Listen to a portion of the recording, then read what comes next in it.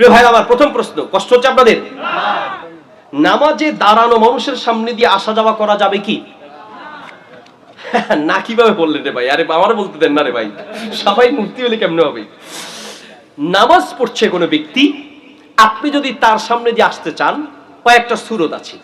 Number 1 হচ্ছে তার সামনে দিয়ে এইভাবে যাওয়া যাবে না। একটা হচ্ছে নুজুল সুউদ, আর একটা মুরুর। মুরুর করা নিষেধ, হাদিসে মুরুর নিষেধ। মুরুর মানে হচ্ছে এই যে নামাজে ব্যক্তি নামাজ পড়ছে তার সামনে দিয়ে যাবেন, এটাকে বলে মুরুর। এইভাবে যাওয়া যাবে না, বুঝছেন কিনা? কিন্তু কেউ এইভাবে নামাজ পড়ছে, আপনি পিছনে আছেন, পিছনে যদি আপনি বরাবর এইভাবে আসতে পারেন তার পাশ দিয়ে, তাহলে এটা জায়েজ আছে। এইগুলো একটা সুরত। দ্বিতীয় সুরত হচ্ছে কেউ নামাজ পড়ছে, আপনি যদি তার সামনে দিয়ে যেতে চান, তাহলে সামনে দিয়ে যদি কোনো সূত্রা থাকে, সূত্রা অত্যন্ত গুরুত্বপূর্ণ একটি বিধান। আমরা অনেকেই সূত্রার এই ইসলামী নিয়মটা জানি না, খুবই গুরুত্বপূর্ণ একটি বিধান।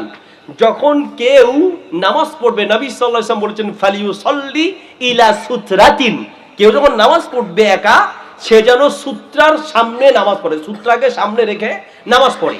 সূত্রা মানে কি? সূত্রা মানে হচ্ছে লম্বায় মোটামুটি 1 হাত পরিমাণ হলেই হবে, উপরে যা হোক, কিন্তু কমপক্ষে যেন কি 1 হাত পরিমাণ মোটামুটি হয়। সেটা কাঠের হতে পারে, সেটা আমাদের ইদানিং প্লাস্টিকের তৈরিও আছে, ঠিক আছে? প্লাস্টিকের তৈরি হইতে পারে, কাঠের হইতে পারে, এই ধরনের বিভিন্ন জিনিস আপনার মসজিদে রেখে দিবেন।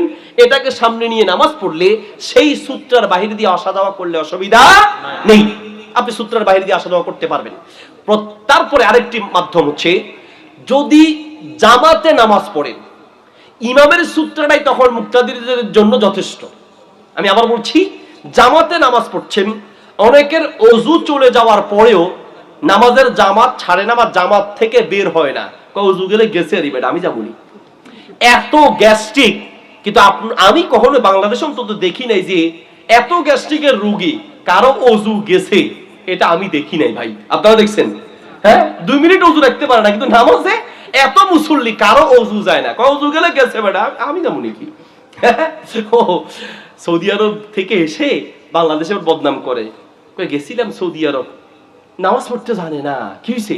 নামাজের ভিতরে হাঁটে এরা, এগো জ্বালায় মনে যায় এমন মাইর দেই, কি হয়েছে? নামাজের ভিতরে হাঁটে। তো অজু চলে গেছে, সে যাবে না? বা সামনের কাতারে কেউ খালি হয়ে গেছে, পিছন থেকে গিয়ে সামনের কাতারটা খালি করতে হবে। নামাজের মধ্যেও হাঁটা যাবে, তবে সেই ক্ষেত্রে শরীয়তের নিয়ম অনুযায়ী হাঁটতে হবে। তাই বলে আপনি যাইয়া আরেকজনের লোকে গুতাগুতি করবেন, হ্যাঁ, এটা না। মানে হচ্ছে সামনে জায়গা খালি হয়েছে, পাশে খালি হয়েছে, একটু হেঁটে সেই জায়গাটা আপনি বন্ধ করবেন, এটার বৈধতা আছে, অসুবিধা নেই। আরেকটি হচ্ছে যে আপনি যদি ইমাম সামনে থাকে, এখন অনেক মুসল্লি, তো আপনি তখন বের হবেন কিভাবে? তখন আপনি চাইলে মুসল্লিদের সামনে দিয়ে বের হওয়া যাবে, কারণ ইমামের সূত্র থাকলে যথেষ্ট। তখন অন্য পিছনের যে জামাতে যারা নামাজ পড়ছে মুসল্লি আছে, তাদের সামনে দিয়ে গেলে অসুবিধা নেই। আপনি হজ করতে গেলে এরকম অনেক দেখবেন, বুঝাতে পেরেছি? কারণ তখন তো অনেক মানুষ, আপনি তাদের ভিতর দিয়ে বের হবেন কিভাবে? বের হওয়ার জন্য ইমামের সূত্র ঠিক থাকলে হবে, ইমামের সামনে দিয়ে যাওয়া যাবে না, মুসল্লিদের সামনে দিয়ে যাওয়া যাবে। আশা করি উত্তরটা বুঝতে পেরেছেন। আর এছাড়া স্বাভাবিক অবস্থায় যদি আপনার কয়েক ঘন্টা দাঁড়িয়েও থাকতে হয়, তারপরেও মুসল্লির সামনে দিয়ে সূত্র না থাকলে যাওয়া যাবে না। নবী সাল্লাল্লাহু আলাইহি ওয়াসাল্লাম বলেছেন, যদি কেউ কোন মুসল্লির সামনে দিয়ে যায়, তাহলে ফালিয়ুকাতিল, তার সাথে পারলে দরকার হলে লড়াই করো, ইন্নাহু শাইতান, কারণ সে একটা শয়তান, তোমার নামাজে ডিস্টার্ব করতে আসছে।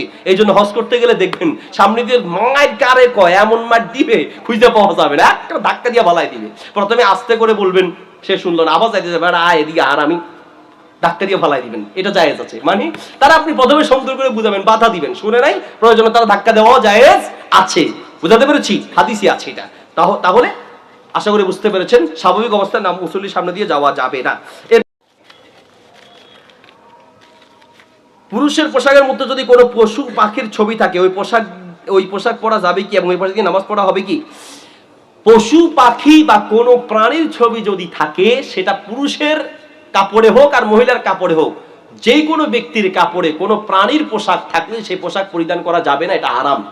ইভেন ঘরের মধ্যে কোনো পর্দা বা ঝুলন্ত কোনো কিছু বা দেখা যায় এইরকম কোনো কিছুতে কোনো প্রাণীর ছবি রাখা যাবে না। নবী সাল্লাল্লাহু আলাইহি ওয়াসাল্লাম ওই ঘরে প্রবেশ করতেন না যেই ঘরে কোনো প্রাণীর ছবি ঝুলন্ত থাকে, এবং ওই ঘরে ফেরেশতা প্রবেশ করে না যেই ঘরে কোনো প্রাণীর ছবি থাকে। বুঝতে পেরেছি? নায়কের ছবি, নায়িকার ছবি, খেলোয়াড়ের ছবি গেঞ্জির মধ্যে লাগাইয়া বাহ নায়কের ভাব ধরছে, এগুলো সব হারাম। ইসলাম এগুলোকে সমর্থন করে না, এটা অনইসলামিক পদ্ধতি। আশা করে বুঝতে পেরেছেন, সংক্ষেপে উত্তর দিচ্ছি আমি।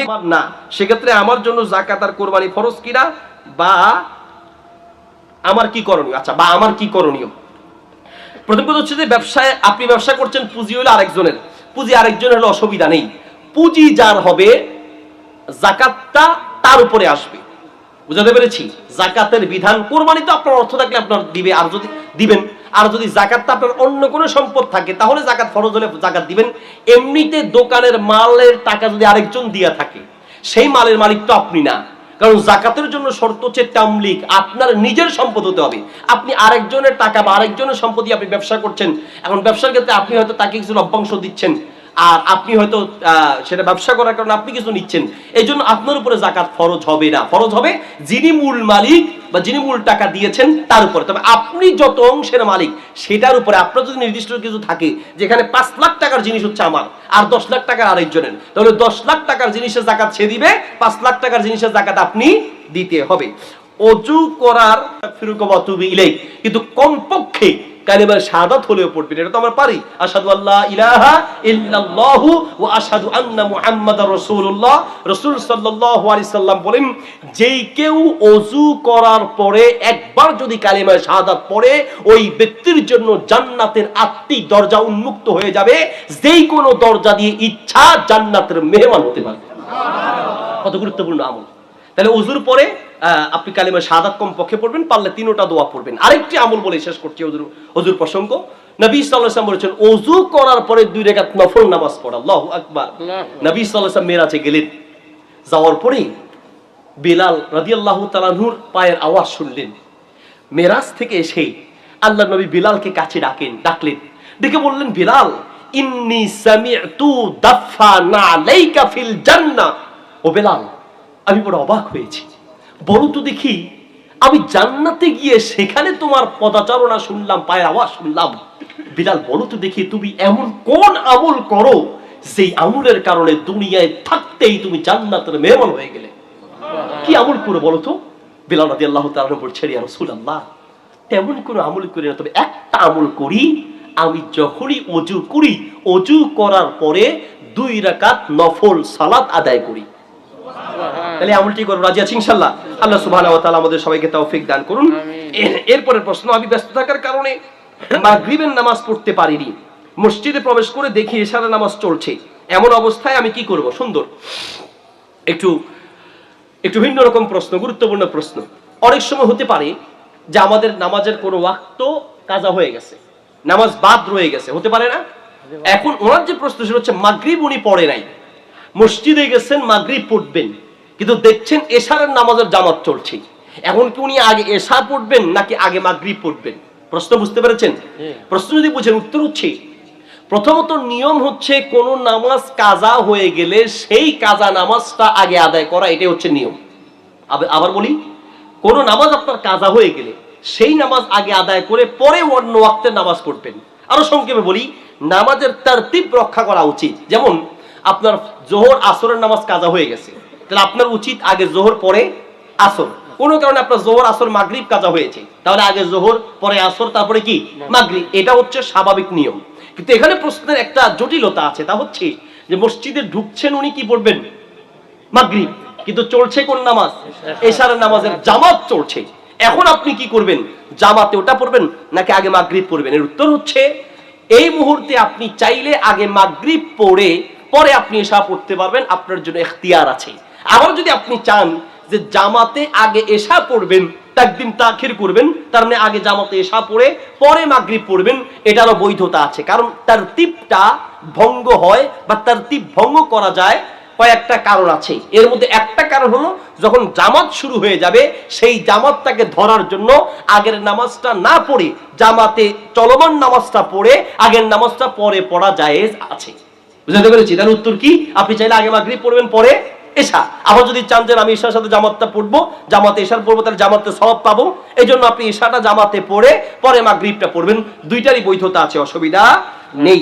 এরপর প্রশ্ন, হুজুর, আল্লাহ লম্বা প্রশ্ন, হুজুর আমি অনেক বছর আগে একটি অপরাধ করেছি এবং সেই অপরাধটা হলো আমি একজন মানুষের মনে কষ্ট দিয়ে এবং জুলুম করে তার অর্থ হাতিয়ে নিয়েছিলাম, কিন্তু তখন আমি বুঝতে পারিনি। এখন আমি বুঝতে পারলাম, আমি তার কাছে ক্ষমা চাওয়ার জন্য এবং তার অর্থ ফিরিয়ে দিতে চাই, কিন্তু তাকে আমি খুঁজে পাচ্ছি না। এখন কি করলে আমি এই গুনাহ থেকে মাপ পাবো? হ্যাঁ, প্রশ্নটা বড় হলেও খুবই জরুরি, তাই না? এগুলো শহর এলাকায় বেশি হচ্ছে। আপনি কোন দোকানদারের টাকা মেরে দিলেন, বা কোনো মানুষের টাকা মেরে দিয়েছেন, বা কোনো সম্পদ তার মেরে দিয়েছেন। এখন আপনার কি করতে হবে? সেই পাওনাদারের যদি পাওনা থেকে মুক্তি পেতে হয়, বাইতুল্লাহ গিয়ে যদি 10 বছরও গিলাপ ধরে কাঁদেন, মানুষের পাওনা 1 টাকাও আল্লাহ ক্ষমা করবে না, ঠিক না? কারো টাকা আল্লাহ ক্ষমা করবেন না। তাহলে কি করতে হবে? যার টাকা মেরে দিয়েছেন তার কাছ থেকে ক্ষমা নিতে হবে, যার টাকা মেরে দিয়েছেন তাকে ফেরত দিতে হবে। কথার কথা, যার থেকে আপনি টাকা নিয়েছেন তাকে ফেরত দিবেন, তাকে আপনি খুঁজে পাচ্ছেন না, তাহলে তার ওয়ারিশ যদি কাউকে পান, সেই ওয়ারিশের কাছে ফেরত দিতে হবে। তাহলে অপশন একটা, নাম্বার 1 কি? পাওনাদারের টাকা কাকে দিতে হবে? পাওনাদারকে।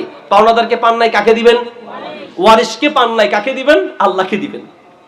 ওয়ারিশকে পান নাই, আল্লাহকে দিবেন। কিভাবে দিবেন? তার মানে হচ্ছে, যিনি আপনার পাওনাদার আছে তাকেও পাচ্ছেন না, বংশের কাউকেও পাচ্ছেন না, ওয়ারিশ কাউকেও পাচ্ছেন না, সেই ক্ষেত্রে আপনি তার পক্ষ থেকে আল্লাহর রাস্তায় দান করবেন, এই নিয়তে যে রব, আমি তার টাকা মেরে দিয়েছিলাম, তাকে আমি খুঁজে পাই নেই, রব এগুলো আমি দান করছি, এগুলোর সওয়াব যদি যেন সে পায়, তাহলে কিয়ামতের মাঠে আপনার টাকাটা পায় নাই, কিন্তু সওয়াব যখন পাবে সে তার পক্ষ থেকে আপনার মাপের ব্যবস্থা হয়ে যাবে। সুবহানাল্লাহ বলে।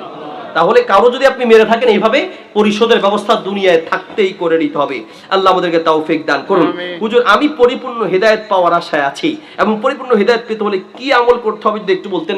অনেক আমল আছে, এর মধ্যে একটি দোয়া আমরা বেশি করে বলতে পারি, খুবই গুরুত্বপূর্ণ একটি দোয়া, আল্লাহুম্মা ইন্নী আসআলুকাল হুদা ওয়াত তুকা ওয়াল আফাফা ওয়াল গিনা।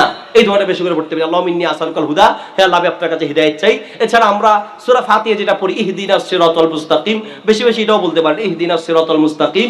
শুরু দিয়ে আল্লাহুম্মা যোগ করে বলতে পারেন, আল্লাহুম্মা দিনাস সিরাতাল মুস্তাকিম, এটা বেশি করে বলতে পারি।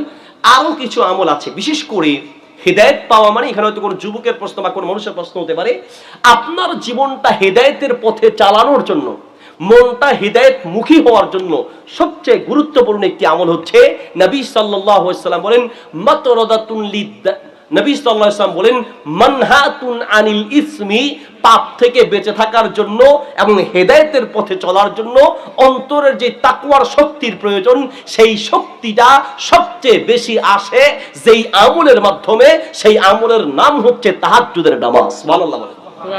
যে যত বেশি তাহাজ্জুদের নামাজ পড়বে, বিশেষ করে যুবকদের জন্য খুব জরুরি, সে তত বেশি হেদায়েতের পথে চলতে পারবে এবং তাকওয়াটা অন্তরে তত বেশি অর্জিত হবে। আপনার অন্তরে তাকওয়া আসার জন্য বেশি করে তাহাজ্জুদ পড়বেন। শেষ রাতে তাহাজ্জুদ পড়তে হয়, কয় রাকাত পড়বেন? কমপক্ষে 2 রাকাত।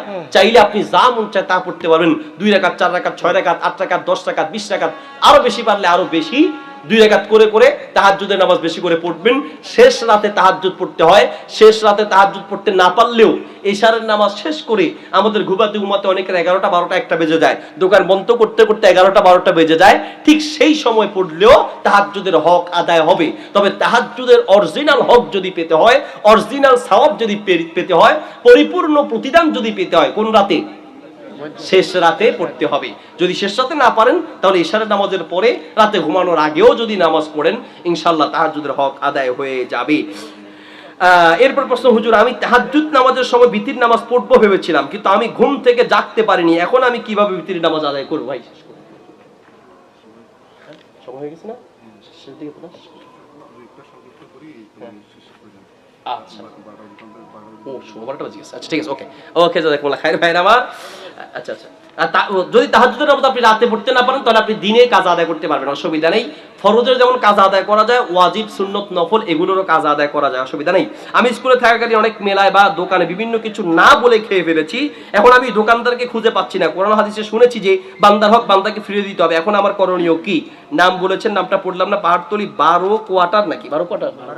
ও আচ্ছা, 12 কোয়ার্টার একজন ভাই, নাম বলবো না ভাই, আপনি নামটা দিয়ে তো ভুল করছেন, নাম যদি বলি তাহলে তো আপনাকে ধরবে যে তুই নি, তুই কেমন চিহ্নিত হয়ে যাবে, নামটা বললাম না। মাশাআল্লাহ, যদি আপনি কারো কিছু খেয়ে থাকেন, এক তো নিয়েছেন, এখন খাওয়াটা কেমনে দিবেন? পেট ফাইটা, পেট ছিঁড়ে অপারেশন করে খানা বের করা যাবে? খাইছেন তো খাইছেন, সেগুলো আবার বাথরুমে নিয়ে রেখে আসছেন, এদিকে রক্ত মাংস হয়ে গেছে। কি করবেন? যদি কারো কোনো কিছু খেয়ে থাকেন, তাকে ফেরত দিবেন কিভাবে? ওইটার দামটা ফেরত দিবেন। বুঝাতে পেরেছি? যেটা খেয়েছেন সেটার দাম ফেরত দিবেন। যদি যেটা খেয়েছেন সেটার দাম ফেরত দিতে না দেওয়ার জন্য তাকে খুঁজে না পান, তাহলে একই কথা, দান করে দিবেন। ওয়ারিশকে দিবেন, ওয়ারিশকে না পাইলে আল্লাহর রাস্তায় দান করে দিবেন, তিনি যেন সওয়াব পায় এই নিয়তে। শেখ, আমি একজন ট্রাক ড্রাইভার, আমি তো প্রতিদিনই সফরে থাকি, আমাকে প্রতিদিনই সফরে থাকতে হয়। আমার সিয়াম পালনের ও নামাজের ব্যাপারে শরীয়ত কি বলে?